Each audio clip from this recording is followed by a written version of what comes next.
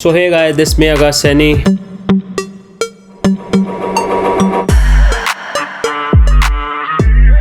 और आज से स्टार्ट करने जा रहे हैं अपनी प्लेलिस्ट जो कि है DTU प्लेसमेंट 2021 टू 2022।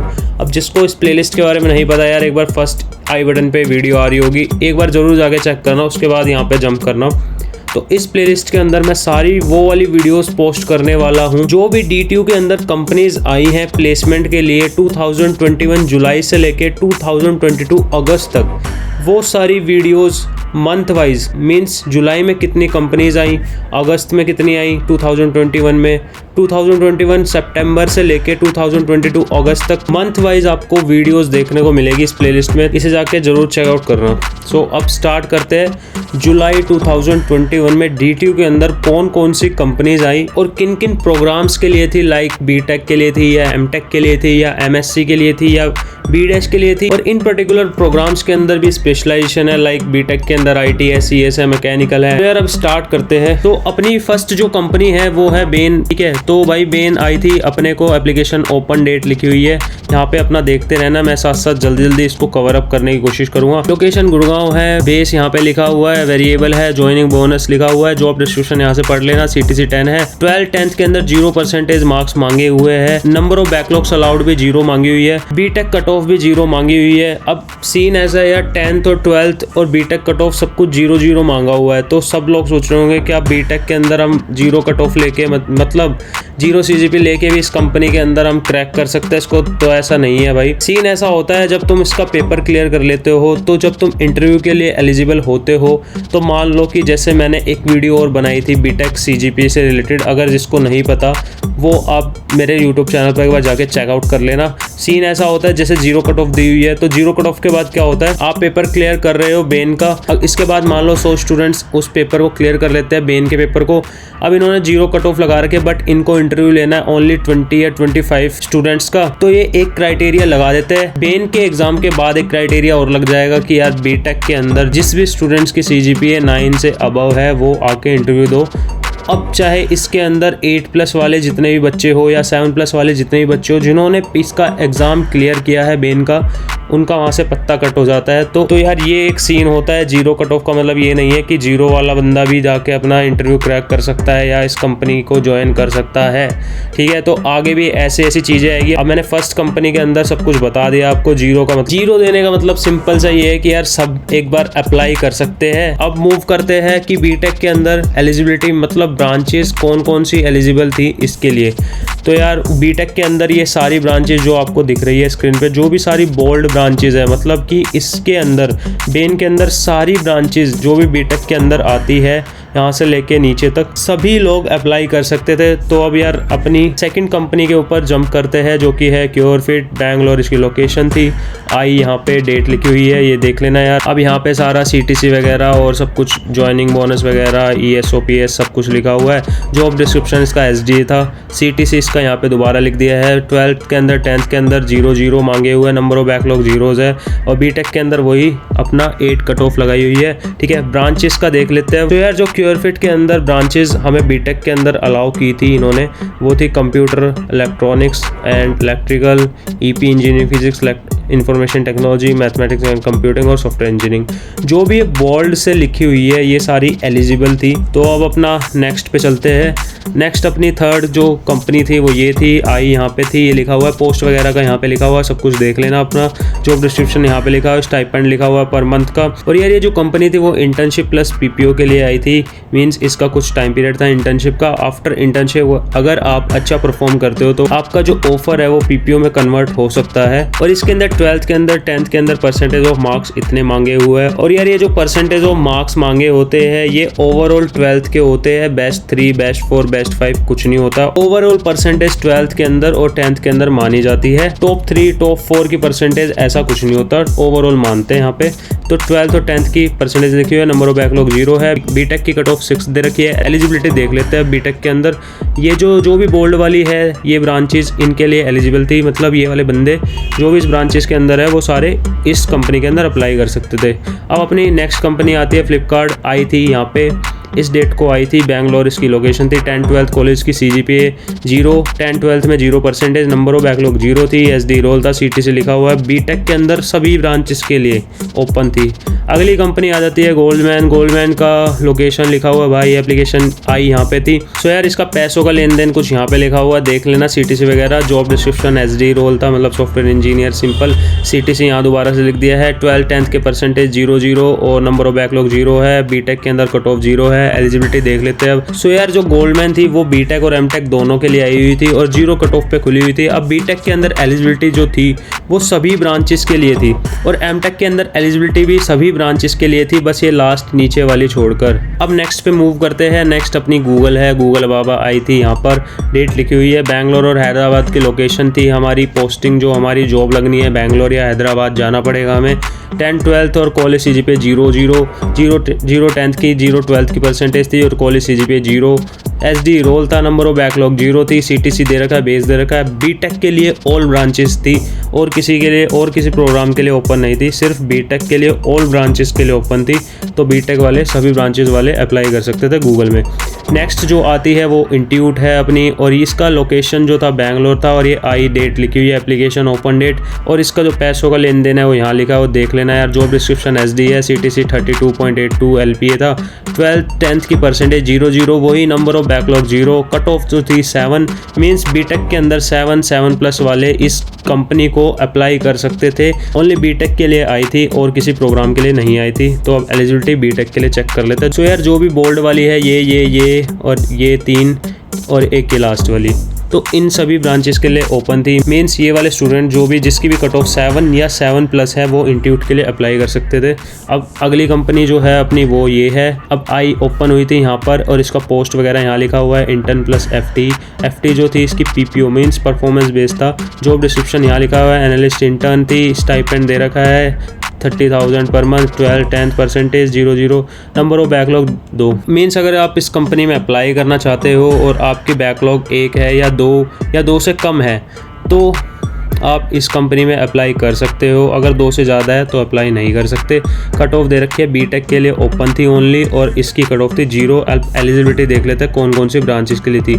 ये जो भी बोल्ड वाली ब्रांचेस हैं इनके लिए ओपन थी। अब अगली कंपनी पे मूव करते हैं। क्वालकॉम है अपनी, बेंगलोर और हैदराबाद नोएडा लोकेशन थी। एप्लीकेशन ओपन डेट यहाँ पे लिखी हुई है। एसोसिएट इंजीनियर था बीटेक के अंदर, ठीक है। ये प्रोफाइल लिखा हुआ है, सब कुछ CTC लिखा हुआ है। बीटेक के अंदर बेस लिखा हुआ है, ज्वाइनिंग बोनस, रिलोकेशन बोनस, मतलब अगर एरिया चेंज करते हैं तो बोनस वगैरह देते हैं भाई, ठीक है। जॉब डिस्क्रिप्शन लिखा हुआ है एसोसिएट इंजीनियर। अब एक चीज़ और, एसोसिएट इंजीनियर और सॉफ्टवेयर इंजीनियर। एसोसिएट इंजीनियर छोटा होता है, सॉफ्टवेयर इंजीनियर थोड़ा सा ऊपर वाली पोस्ट होती है, ठीक है। तो CTC इसकी ये लिखी हुई है। 12th-10th की परसेंटेज लिखी हुई है। Number of backlog allowed 0। BTech के लिए ओपन थी ओनली। कट ऑफ थी 7.5 मीन्स 7.5 से ऊपर वाले कर सकते हैं अप्लाई। और एलिजिबिलिटी ये 3 ब्रांचेस के लिए ओपन थी जो भी बोल्ड के अंदर दिखा रखी है यहाँ पे। अब नेक्स्ट कंपनी हमारी दूसरी भी क्वालकॉम है जो कि सॉफ्टवेयर प्रोफाइल के लिए आई थी। पिछले वाली कंपनी जो थी हमारी वो हार्डवेयर प्रोफाइल के लिए थी और सारी डिटेल यहाँ पे लिखी हुई है, आप चेक कर सकते हो। BTech 7.5 cut off. एलिजिबिलिटी देख लेते हैं। अब ये जो भी बोल्ड वाली है ऊपर की 3, ये वाली और ये वाली 3 और ये लास्ट की, इनके लिए ओपन थी। तो अब नेक्स्ट कंपनी पे मूव करते हैं। नेक्स्ट है रेजर पे और अपना बेंगलोर लोकेशन के लिए सारे पैसों के लेन देन की बात यहाँ पे हो रखी है, देख लेना। जॉब डिस्क्रिप्शन SD रोल था। CTC 10-12 percentage. Number of backlog 2 allowed थी। Cut off 7.5। एलिजिबिलिटी देख लेते हैं और आई यहाँ पे थी। एलिजिबिलिटी के लिए हम बोल्ड वाली जो भी है वो देखेंगे। जो भी बोल्ड वाली ब्रांचेस है उनके लिए ओपन थी ये वाली कंपनी। नेक्स्ट कंपनी अपनी स्प्रिंकलर आ जाती है। आई यहाँ पे थी इस डेट को। CTC ये रहा 10-12 कॉलेज CGPA 0। SD रोल थी। नंबर ऑफ बैकलॉग 0 था। बेंगलोर हैदराबाद लोकेशन। बीटेक सारी ब्रांचेस के लिए ओपन थी। अगली नेक्स्ट कंपनी अपनी आ जाती है TCS जो थी आई थी ओपन। एप्लीकेशन ओपन डेट यहाँ पे लिखी हुई है। पोस्ट के बारे में यहाँ पे लिखा हुआ है। जॉब डिस्क्रिप्शन आपको यहाँ पे मिल जाएगा। CTC अपना 7 था इसका, 7 LPA। 12th-10th की परसेंटेज 60 परसेंटेज मांगी हुई थी। नंबर ऑफ बैकलॉग 0 था। बीटेक के अंदर कट ऑफ 7 थी। एलिजिबिलिटी देख लेते हैं। अब जो बीटेक के लिए 7 थी और एलिजिबिलिटी इसकी देखेंगे।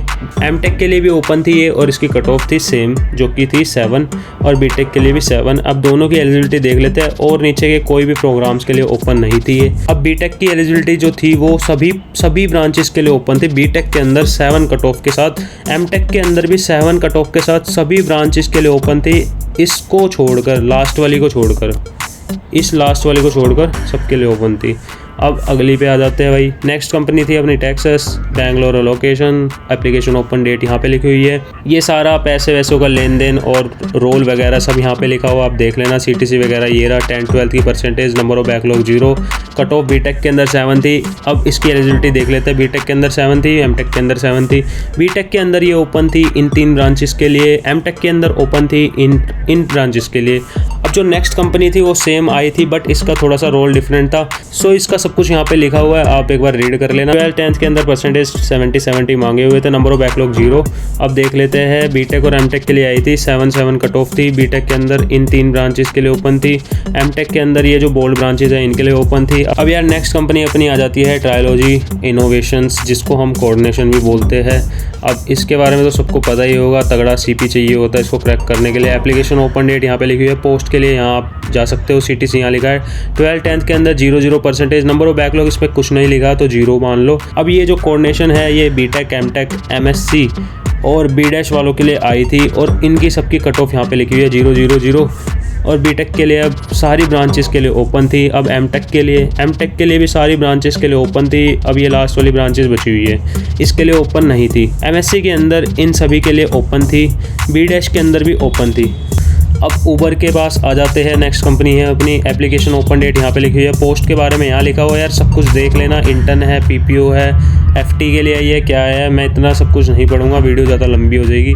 जॉब डिस्क्रिप्शन यहाँ पे लिखा हुआ है, सॉफ्टवेयर इंजीनियर का रोल मान लो। CTC यहाँ पे लिखा हुआ है 12th की परसेंटेज, नंबर ऑफ बैकलॉग 0।